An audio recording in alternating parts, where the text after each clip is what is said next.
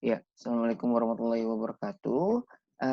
Hari ini kita akan membahas mengenai herbal gastrointestinal. Jadi, gastrointestinal itu adalah saluran pencernaan dari mulut hingga ke anus, ya.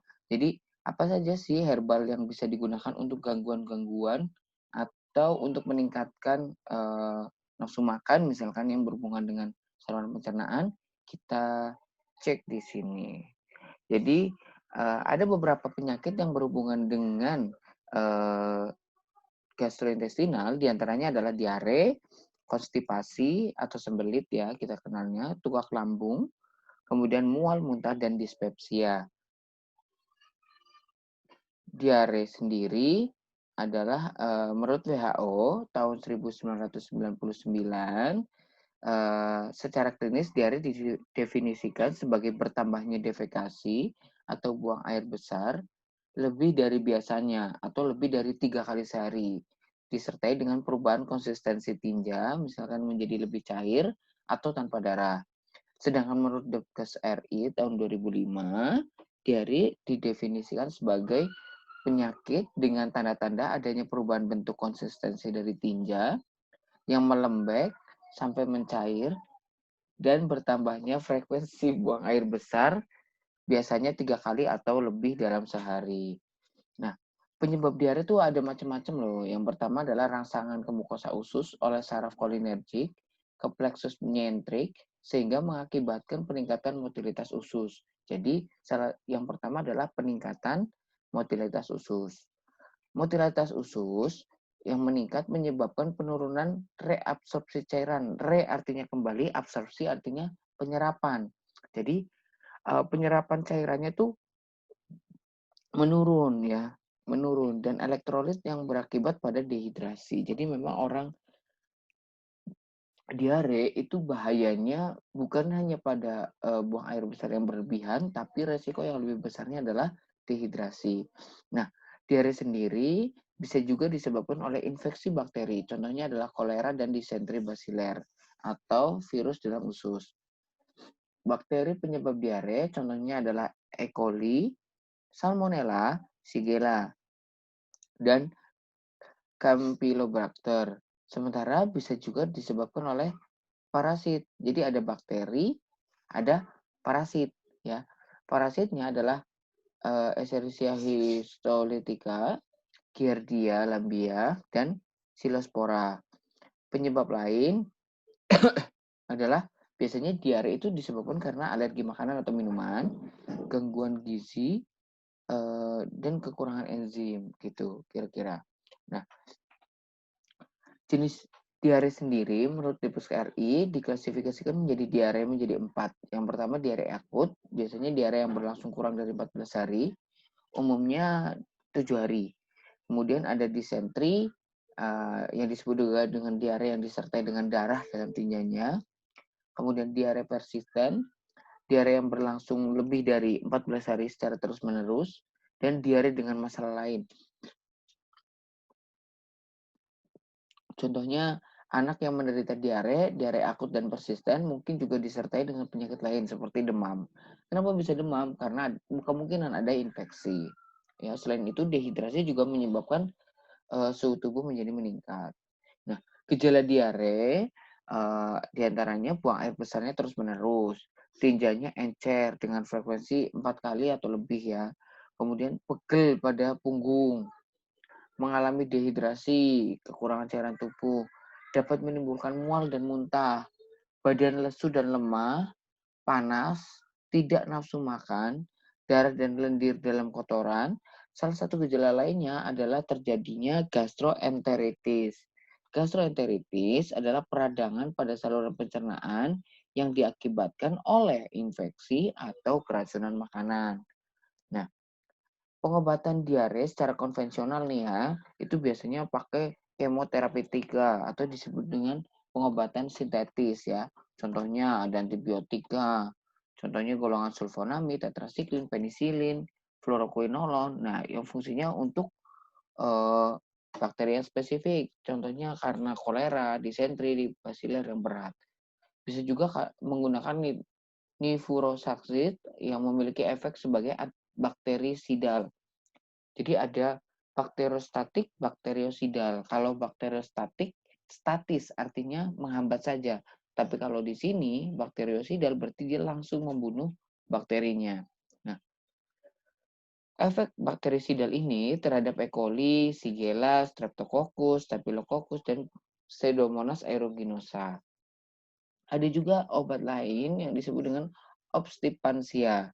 Obstipansia bekerja langsung spesifik pada daerah saluran pencernaan. Contohnya, zat penekan peristaltik atau biasa kita kenal dengan loperamid ya.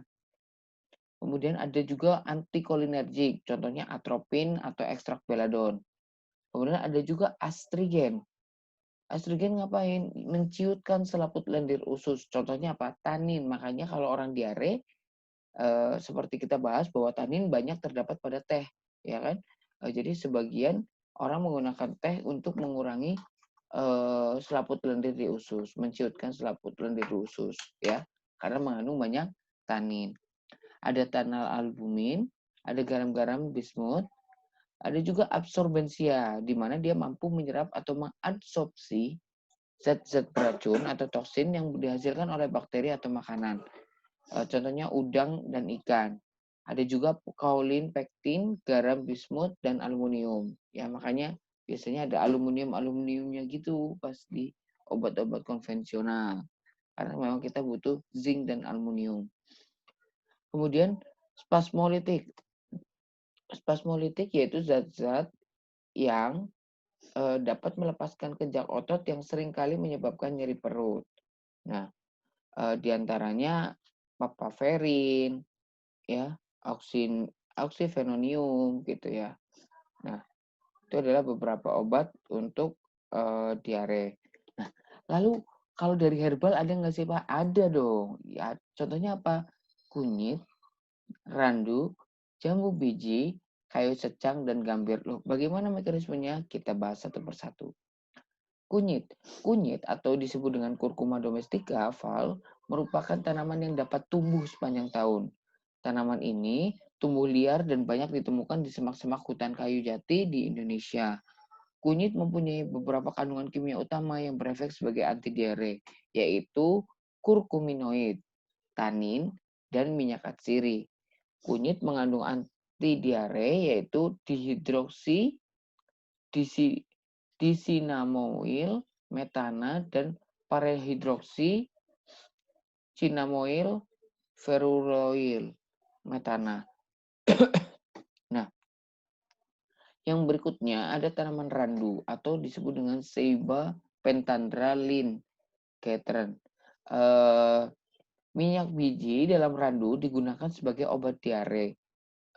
Kandungan senyawanya ada dalam daun randu, contohnya adalah tanin, flavonoid, saponin, quercetin, mucilago mineral. Nah, ini digunakan sebagai sumber ferus atau zat besi ya, dan Ca atau kalsium. Nah, kemudian kandungan senyawa aktif yang diduga berkontribusi besar terhadap efek anti diare adalah daun randu, yaitu ada tanin, flavonoid, dan saponin. Yang berikutnya ada jambu biji. Jambu biji adalah senyawa aktif pada daun jambu biji berfungsi sebagai anti diare adalah tanin. Jambu biji digunakan untuk membasmi bakteri atau mikroba penyebab diare. Nah, komposisi kimianya dalam jambu biji adalah tanin 9-12%. Cukup banyak ya. Kemudian minyak atsiri, minyak lemak, dan asam malat, asam ursolat, asam sidiolat, dan asam kratogolat. Selain itu juga ada asam oleanolat, asam guajafarin, dan vitamin. Senyawa tanin bersifat sebagai astrigen. Astrigen berarti yang tadi ya. Melapisi mukosa usus, khususnya usus besar, dan menciumkan selaput lendir, misalnya asam samak, serta sebagai penyerap racun.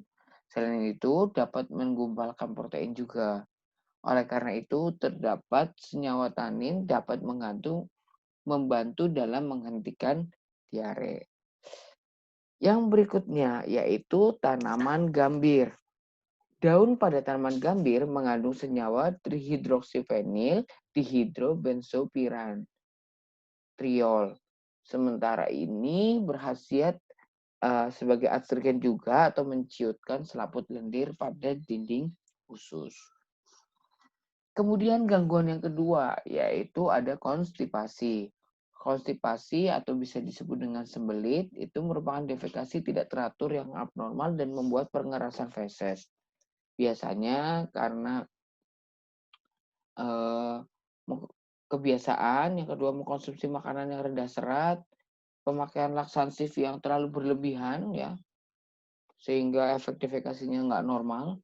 Obat penenang biasanya ya, opiat atau kolinergik biasanya ini terjadi pada orang-orang yang pasca operasi ya, biasanya sulit untuk uh, buang air besar ya. Zat besi mempunyai efek menciutkan kerja yang lebih secara lokal pada mukosa usus dan menyebabkan konstipasi. Selain itu juga bisa juga disebabkan karena kelainan saluran gastrointestinal. Gejalanya perut terasa begah, ya iyalah karena tidak keluar kan tinjanya. Terasa kaku, tubuh tidak fit, tidak nyaman, lesu, cepat lelah, dan terasa berat. Warna feses menjadi lebih gelap daripada biasanya, lebih keras daripada biasanya, bahkan lebih sedikit daripada biasanya. Feses akan lebih sulit untuk dikeluarkan pada saat buang air besar, dan di bagian anus akan terasa penuh dan sakit. Dan karena ini lebih sering buang angin ya, bukan masuk angin tapi buang angin. Nah, pengobatan konstipasi secara konvensional itu ada 3. Yang pertama laksansia kontak, laksansia osmotik, dan esansia pencahar emolien. Mekanisme kerjanya gimana? Kalau yang kontak berarti meningkatkan gerakan peristaltik usus sehingga merangsang keluarnya feses. Contohnya apa? Bisa kodil ya. Kalau di umum namanya dulcolax ya, mengandung bisa kodil. Nah, kemudian laksansia osmotik meningkatkan volume feses dengan menarik air dan membentuk hidrogel sehingga terjadi peregangan dinding saluran cerna dan feses menjadi lebih mudah keluar. Contohnya apa? Magnesium sulfat dan natrium sulfat. Kemudian ada juga pencahar atau emolien, membuat massa feses menjadi lebih lunak sehingga lebih mudah dikeluarkan melalui usus dan rektum. Contohnya natrium dokusinat. Kalau yang di herbal ada nggak? Ada 3 contohnya. Di sini ada keji beling, ketepeng Cina, dan mengkudu. Keji beling mengandung asam silikat natrium, kalium yang memiliki efek pencahar dan diuretik, sehingga baik untuk penderita sembelit. Kemudian ada ketepeng Cina, ini agak sering kalian lihat ya, cuma mungkin tidak ngeh gitu ya. Cassia alata. Daun ketepeng Cina mengandung zat samak serta sifat sebagai laksansia. Kemudian mengkudu, ya tadi banyak sekali mengkudu efeknya ya. Sekarang mengkudu juga digunakan untuk merupakan zat warna merah dan berkhasiat sebagai pencahar. Kemudian tukak lambung. Tukak lambung itu kalau dari bahasanya di lambung itu ada luka gitu ya. Tukak lambung itu berarti ada luka di lambung. Lebih sering disebut juga kalau yang gejala sederhananya adalah mah. Adalah luka terbuka yang berkembang di lapisan mukosa dari saluran pencernaan, bagian awal dari usus kecil atau duodenum dan kerongkongan dan perut. Penyebabnya bisa penggunaan obat antiinflamasi ya, NSAID non steroid dengan mengiritasi epitel lambung secara langsung melalui penghambatan sintesis prostaglandin. Kemudian kelebihan asam menyebabkan ulkus. Peningkatan penyaluran asam penyebab ulkus duodenum. Kemudian infeksi bakteri atau disebabkan oleh helicobacter bakteri merupakan bakteri yang bersifat tahan terhadap asam lambung, hidup dan berkembang biak dari air minum dan makanan yang tidak ditangani secara higienis. Gejalanya biasanya nyeri, mual, muntah, konstipasi, dan pendarahan. Kalau konvensionalnya biasanya dikasih antasida ya, natrium bikarbonat, penghambat sekresi asam atau simetidin, zat pelindung ulkus atau sukralfat, antibiotika contohnya golongan penisilin, amoksisilin, ulkus penguat motilitas contohnya adalah untuk obat penguat motilitas atau gerakan dari ususnya itu domperidon, dan obat penenang contohnya oxazepam. Nah, lalu untuk fitoterapinya bagaimana? Itu bisa menggunakan buah adas, akar manis Cina, dan kunyit. Buah adas atau disebut juga Funiculi vulgaris fructus. Dosisnya secara tradisional 5-7 gram buah kering per hari. Kandungannya, konstituen utama buah adas adalah minyak esensial nah, transanetol, kemudian plus fencon, estragol, metilkavikol, kemudian limonen, p-anisaldehid, alpha-pinen, dan alpha-velandren. Ada juga akar manis Cina. Kandungannya banyak sekali ya. Ada saponin, asam gliseritinat, glisirisin, leukotriegenin, halkon, glabren, glabirin, gliserol, isogliserol, leukomarin, stenol, stigmasterol, eugenol, estragol, anetol, dan asam heksanoat. Biasanya kalau untuk tukak lambung sudah ada dosisnya dari beberapa jurnal. Untuk tukak lambung adalah 200-600 mg secara oral, dikonsumsi tidak lebih dari 4-6 minggu. Kemudian kurkuma longa atau kunyit ya. Kandungannya banyak sekali, yang jelas ada kurkuminnya. Dexamethasone, bidesmetoxikurkumin, minyak asiri, dan oleoresin. Dosisnya tanaman bahan mentah 3-9 gram sehari. Bahan tanaman bubuk 1,5-3 gram sehari. Infus oral 0,5-1 gram 3 kali per hari. Tinktur 1:10, 0,5-1 ml 3 kali per hari. Dosis dewasanya 1,5-3 gram atau 50 mg per kilogram berat badan. Selanjutnya ada dispepsia. Dispepsia adalah nyeri atau tidak nyaman pada perut di bagian atas atau dada yang sering dirasakan sebagai adanya gas atau disebut juga angin duduk ya dulu ya.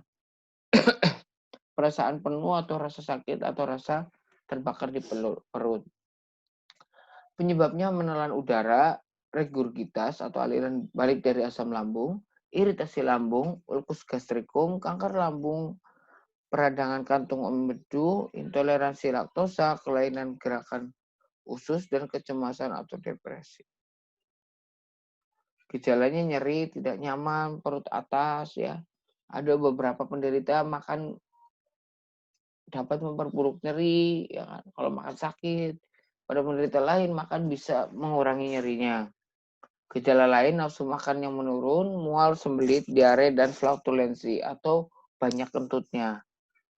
Ya, diagnosanya jika dispepsia menetap lebih dari beberapa minggu atau tidak memberikan respon terhadap pengobatan atau disertai dengan penurunan berat badan atau gejala lain yang tidak biasa, maka penderita harus menjalani pemeriksaan. Pemeriksaan laboratorium biasanya meliputi hitung jenis darah lengkap, dan pemeriksaan darah dalam tinja. Kemudian pemeriksaan lain seperti pengukuran kontraksi kerongkongan atau respon kerongkongan terhadap asam. Pengobatannya bila nggak ada gejala diobati dengan menggunakan antasida aja cukup ya. Sukralfat juga bisa untuk menetralkan asam lambung dan melapisi mukosa lambung. Kemudian untuk penghambat H2 seperti simetidin, famotidin, dan nisatidin digunakan untuk gejala mual, diberikan anti mual seperti domperidon dan metoclopramid. Jika terinfeksi H. pylori, maka berikan bismut, subsalisilat, clarithromycin, amoxicillin, dan tetrasiklin serta metronidazole. Nah, lalu kalau dari herbal ada apa saja? Ada tanaman jombang, kulit manggis, dan pisang kluthuk. Kalau tanaman jombang itu 15 gram tanaman jombang segar, 1 sendok makan arak beras dan 3 gelas air. Tanaman jombang dicuci bersih, pengobatan kemudian direbus dengan 3 air gelas hingga tersisa 1 gelas, tambahkan 1 sendok makan arak beras. Ramuan ini diminum 3 kali sehari, masing-masing sepertiga gelas. Kemudian kulit manggis berkhasiat sebagai antioksidan tinggi, menangkal radikal bebas, mampu meningkatkan daya tahan tubuh, sehingga tubuh tidak mudah terserang penyakit. Mengandung senyawa aktif yakni santon dan bersifat antibakteri. Pisang kluthuk. Serbuk pisang kluthuk mampu meningkatkan asam klorida dan mampu meredakan sakit mah dikarenakan adanya kalium, kapur, magnesia, dan aluminium yang terkandung dalam buah tersebut. Magnesia aluminium oksida mempunyai daya serap yang besar terhadap gas. Kalau bergabung dengan air akan terbentuk hidroksidanya yang mampu mengikat kelebihan asam lambung atau asam klorida. Sedangkan kaliumnya bersifat penenang sehingga meredakan rasa nyeri. Mual dan muntah. Ya, mual adalah perasaan tidak enak, sementara muntah itu atau emosi sesuatu itu mengeluarkan isi lambung. Nah, penyebabnya makan atau menelan zat yang iritatif atau beracun atau makanan yang sudah rusak. ED misalkan. Pada beberapa orang dapat disebabkan karena sedang mengendarai perahu, mobil atau pesawat terbang. Selama kehamilan, terutama bagi minggu-minggu pertama, pada pagi hari juga dapat terjadi iritasi atau peradangan lambung, usus atau kandungan empedu karena virus atau bakteri. Kemudian masalah psikis juga pasien sedang menjalani kemoterapi. Ini adalah terapi konvensional ya, ada ciprofloxacin, amitriptyline, diphenhydramine, chlorpromazine, methiopropamid, dan cisapride. Yang biasa digunakan itu adalah jahe dan serai.